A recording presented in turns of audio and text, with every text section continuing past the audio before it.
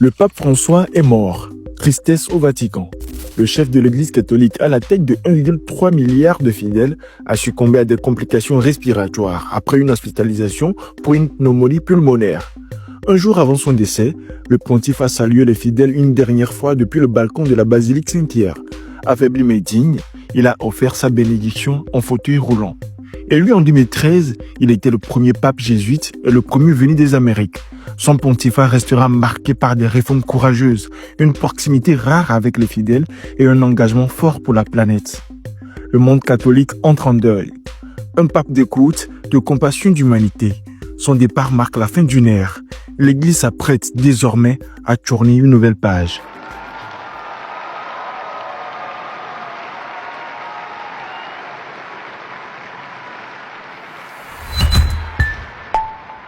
De midi, lorsqu'il apparaît enfin au balcon de la basilique Saint-Pierre de Rome, acclamé par la foule.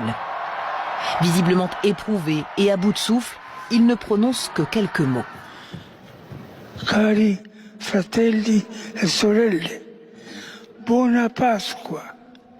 Obligé pour la première fois depuis le début de son pontificat de déléguer la lecture de son traditionnel message de paix, dans lequel il a dit redouter le climat d'antisémitisme qui se répand dans le monde, adressant ses pensées à la population de Gaza. Mais François a tenu à rester jusqu'au bout et ainsi prononcer la bénédiction Urbi et Orbi. Pater, et Filius, et Spiritus Sancti. Amen. Une apparition et quelques mots qui ont réjoui les fidèles, massés sur la place Saint-Pierre, comme ces catholiques français venus spécialement à Rome pour les fêtes de Pâques. Oui, on sent qu'il n'a pas beaucoup de souffle pour parler, donc en fait il s'économise pour pouvoir nous bénir. Il était fatigué, mais il avait envie de montrer qu'il est... De midi, lorsqu'il apparaît enfin au balcon de la basilique Saint-Pierre de Rome, acclamé par la foule. Visiblement éprouvé et à bout de souffle, il ne prononce que quelques mots. Cari fratelli e sorelle, buona Pasqua.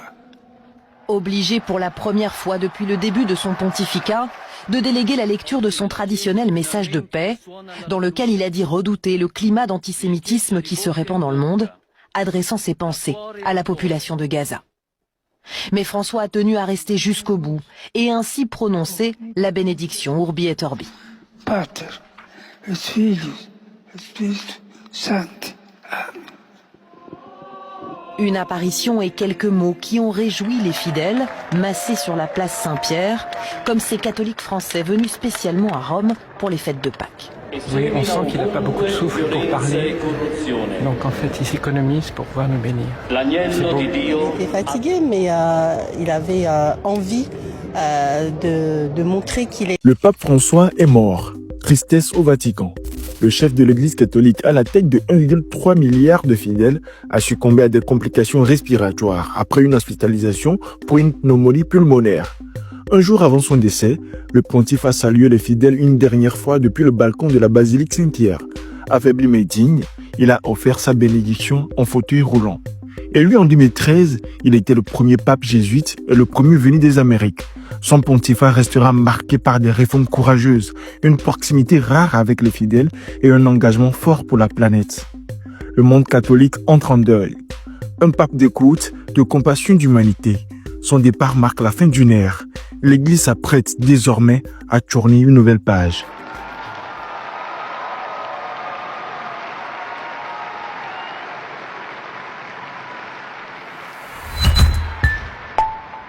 Actu Lomé.